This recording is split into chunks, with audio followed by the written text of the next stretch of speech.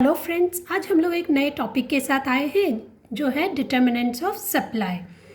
तो determinants of supply का मतलब होता है वो फैक्टर्स जो तय करेंगे कि सप्लाई ज़्यादा होगा या कम होगा या सप्लाई कितना करना है। वो फैक्टर्स जो डिटरमिन करते हैं उसे कहा जाता है डिटर्मिनेंट्स ऑफ सप्लाई। सबसे पहले हम लोग देख रहे हैं वो है इंफ्रास्ट्रक्चरल फैसिलिटीज़। अब इंफ्रास्ट्रक्चरल फैसिलिटी, इंफ्रास्ट्रक्चर का मतलब क्या होता है? तो इंफ्रास्ट्रक्चर का मतलब वो सारी चीज़ें जो हमारे बिजनेस को हेल्प करती हैं। हो सकता है इसमें आ सकता है ट्रांसपोर्ट या फिर communication, banking facility, power etcetera. अब एक एग्जांपल ले लेते हैं कि बिना ट्रांसपोर्ट के जो भी हम लोग मटेरियल ग्रो करते हैं या जो प्रोड्यूस करते हैं वो एक जगह से दूसरी जगह पे नहीं जा सकता। बिना कम्युनिकेशन के भी हमारा बिजनेस अफेक्ट कर सकता है। तो इंफ्रास्ट्रक्चरल फैसिलिटी सप्लाई को कैसे अफेक्ट करती है? तो अगर हमारे पास गुड और बेटर इंफ्रास्ट्रक्चरल फैसिलिटीज़ होंगी तो हमारा सप्लाई क्या हो जाएगा? हमारा सप्लाई इंक्रीज़ हो जाएगा। ओके, तो मतलब जितनी अच्छी इंफ्रास्ट्रक्चरल फैसिलिटीज़ होंगी उतना हमारा सप्लाई इंक्रीज़ कर सकते हैं हम। अगर हमारे पास रोड ट्रांसपोर्टेशन ही नहीं है तो हमारा सप्लाई कैसे इंक्रीज़ होगा? तो सर जितना अच्छा इंफ्रास्ट्रक्चरल फैसिलिटीज़ उतना अच्छा सप्लाई। आगे चल के देखते हैं फ्यूचर एक्सपेक्टेशंस अबाउट प्राइस। अब फ्यूचर एक्सपेक्टेशन का मतलब होता है अगर सप्लायर को लगता है कि फ्यूचर में या आगे चल के कीमत जो है वो उन्हें ज़्यादा मिलने वाली है, प्राइस जो है वो राइज होने वाला है, तो वो क्या करेंगे? सप्लाई फ़िलहाल रोक के रखेंगे। वो बोलेंगे अभी हम सप्लाई नहीं करते, जब प्राइस बढ़ जाएगी तब हम सप्लाई करेंगे।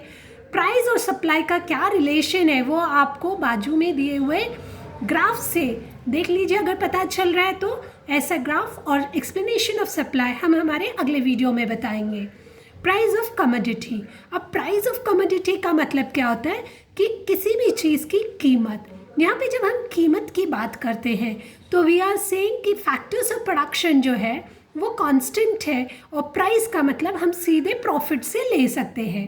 जैसे जैसे प्राइस जो है वो बड़ी होती जाएगी सप्लाई क्या होगा? सप्लाई बढ़ता जाएगा। यही तो हमारा लॉ ऑफ सप्लाई है जो कहता है जैसे जैसे प्राइस बढ़ती जाएगी सप्लायर क्या करेगा? ज़्यादा से ज़्यादा माल बाज़ार में सप्लाई करने की कोशिश करेगा, और अगर प्राइस कम है तो वो सप्लाई कम करेगा। बट ऑब्वियस उसका मेन मोटिव प्रॉफिट है।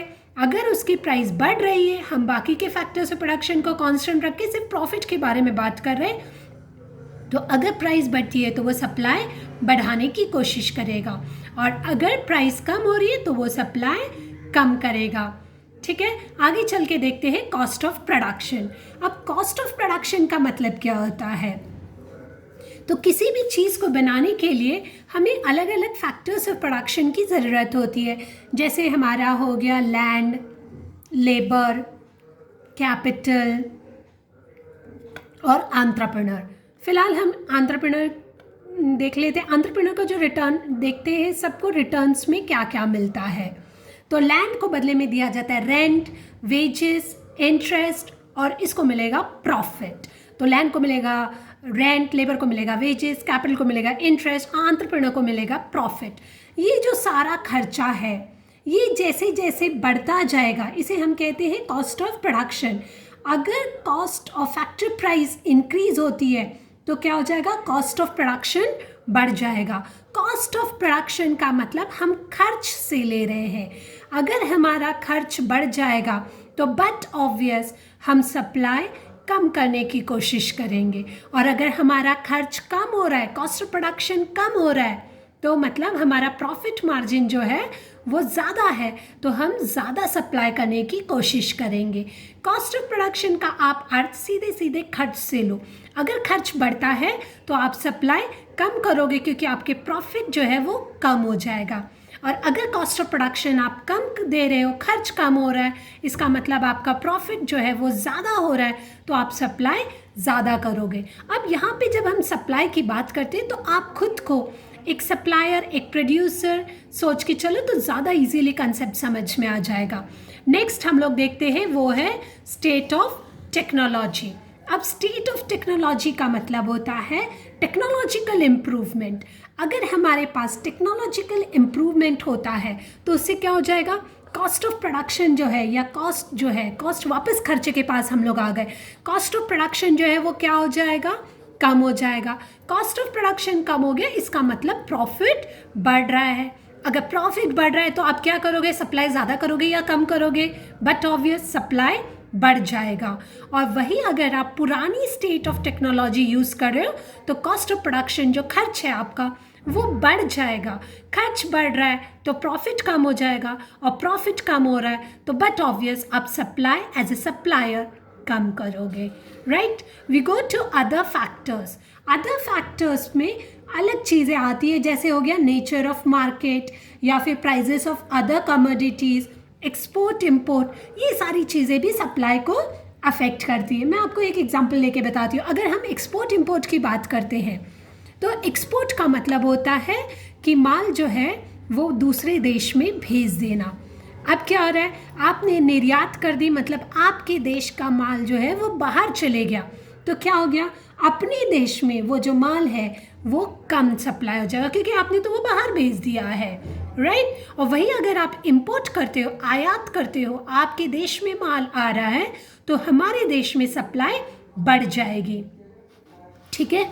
वैसे ही हम लोग अगला, मैंने तो सिर्फ यहाँ पे अदर फैक्टर्स में एक ही चीज़ की कंसेप्ट की बात की है, बाकी भी है जैसे नेचर ऑफ मार्केट हो गया या प्राइस ऑफ अदर कमोडिटीज़ हो गई, ओके। नेक्स्ट हम लोग देख रहे हैं वो है नेचुरल कंडीशंस। अब नेचुरल कंडीशंस मतलब जो नैसर्गिक है, जो निसर्ग ने हमें दिया हुआ है, ये यूजुअली एग्रीकल्चरल प्रोडक्ट्स के मामले में होता है। अगर हमारे देश में या हमारे यहाँ पे मॉनसून्स जो है वो अच्छे हो गए या बारिश अच्छी हो गई तो क्या हो जाएगा कि हमारे यहाँ पे जो प्रोडक्शन है, खेती बाड़ी का जो प्रोडक्शन है वो बढ़ जाएगा। बढ़ गया तो सप्लाई क्या करेंगे, बट ऑब्वियस सप्लाई ज़्यादा हो जाएगी। तो नेचुरल कंडीशन अफेक्ट करेगा प्रोडक्शन कितना होगा और उसके हिसाब से सप्लाई कितनी हो रही है। अच्छा अगर एटमॉस्फेयर है, क्लाइमेट अच्छा है आपके यहाँ पे, और मानसून अच्छा हुआ है, हार्वेस्ट अच्छी हुई है, तो सप्लाई भी अच्छी होगी। लेकिन अगर अकाल पड़ा हुआ है, बारिश ही नहीं हो रही है, तो आपका जो उत्पादन है वो कम हो गया। अगर उत्पादन कम हो गया तो आप प्रोडक्शन मतलब आप जो सप्लाई कर रहे हो वो भी कम हो जाएगा, right. We go to the next one which is government policy. अब गवर्नमेंट पॉलिसी कैसे अफेक्ट करेगी, तो गवर्नमेंट का जब जिक्र होता है तो आप दो चीज़ों पे ज़्यादा एम्फेसिस दीजिए, वो है टैक्सेस और सब्सिडी। अब टैक्सेस का मतलब क्या होता है, टैक्स मतलब कर। यूजुअली गवर्नमेंट टैक्स इम्पोज करती है। टैक्स लगाने से क्या हो जाता है, आपकी जो चीज़ें हैं, आप खुद को सप्लायर समझ के चल रहे हो तो आप जो प्रोडक्शन कर रहे हो उसकी कीमत बढ़ जाती है। अगर कीमत बढ़ गई तो जो कंज्यूमर है वो तो कम ही खरीदेगा, तो आपका सप्लाई ऑटोमेटिकली इससे एडवर्सली अफेक्ट हो जाएगा, क्लियर। वहीं अगर हमारे गवर्नमेंट सब्सिडीज़ दे देती है, सब्सिडी का मतलब छूट, अगर हमारी गवर्नमेंट ने सब्सिडी दी, आप ऐसी चीज़ बना रहे हो जो पब्लिक के इंटरेस्ट में है तो गवर्नमेंट उस पर सब्सिडी दे देती है। अगर गवर्नमेंट ने सब्सिडी दे दी तो क्या हो जाएगा, आपकी जो वस्तु है वो सस्ती हो जाएगी, बट ऑब्वियस आपका डिमांड बढ़ जाएगा। डिमांड बढ़ गया तो आप सप्लाई भी ज़्यादा कर सकते हो, ओके। तो ये गवर्नमेंट पॉलिसी तय करेगी कि सप्लाई ज़्यादा होगा या कम होगा। इस तरीके से हमने 8 डिटर्मिनेंट्स ऑफ सप्लाई देखे हुए हैं। ये आपके नया पोर्शन 2021 का जो HSC एग्ज़ाम है महाराष्ट्र बोर्ड का, उसके हिसाब से लिए गए हैं। अभी ये डिटर्मिनेंट्स याद करना एग्ज़ाम के समय में तो बहुत सारे रहते हैं तो आपको थोड़ा दिक्कत आ सकती है, इसलिए मैंने यहाँ पे आपको एक कोडिंग बना के दी हुई है जिससे कि ये सारे फैक्टर्स जो है, डिटर्मिनेंट्स जो है वो आपको चुटकियों में याद हो जाए। इसके पास देखिए, अब इसका कोडिंग है इफ़ PC सॉन्ग। इसका मतलब अगर PC में गाना बजा तो हम डिटरमिन करेंगे कि सप्लाई कैसा करेंगे, ओके। तो अभी देखते हैं ये इफ PC सॉन्ग का मतलब क्या हो गया।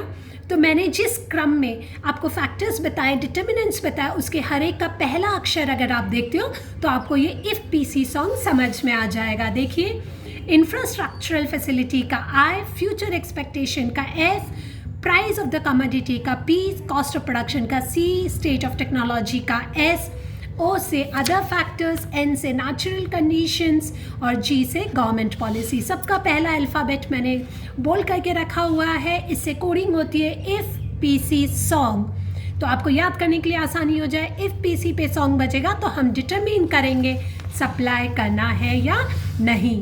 तो डिटर्मिनेंट्स ऑफ सप्लाई लर्न करने के लिए हमारा कोड होगा इफ़ PC सॉन्ग।